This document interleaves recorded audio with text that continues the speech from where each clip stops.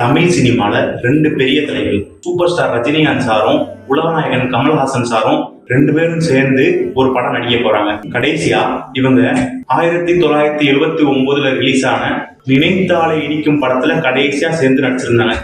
கிட்டத்தட்ட 47 வருஷம் கழிச்சு இப்ப திரும்ப ரெண்டு பேரும் ஒரே படத்துல நடிக்கிறாங்க. சூப்பர் ஸ்டார் ரஜினிகாந்த் சார் அவரை ஸ்டைல்ல அடிச்சுக்கவே முடியாதுன்னு சொல்லிட்டு நமக்கு எல்லாத்துக்கும் தெரியும். அதே மாதிரி உலகநாயகன் கமல்ஹாசன் அவரை நடிப்புல யாராலையுமே அடிச்சுக்க முடியாது.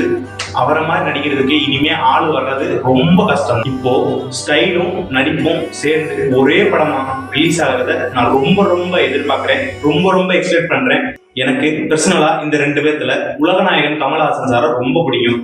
உங்களுக்கு யாரு பிடிக்கும்னு சொல்லிட்டு கமெண்ட் பண்ணுங்க. இவங்க ரெண்டு பேரும் சேர்ந்து நடிச்சதுலேயே எனக்கு ரொம்ப பிடிச்ச படம் பாரதி ராஜா சார் டைரக்ட் பண்ண 16 வயதிலே தான். உங்களுக்கு அவங்க ரெண்டு பேரும் சேர்ந்து நடிச்ச படத்துல எந்த படம் பிடிக்கும்னு சொல்லிட்டு கமெண்ட் பண்ணுங்க. இந்த மாதிரி சினிமா நியூஸ் அண்ட் அப்டேட்ஸ் தெரிஞ்சுக்கிற நம்மளோட சினிமா திசையை ஃபாலோ பண்ணிக்கோங்க.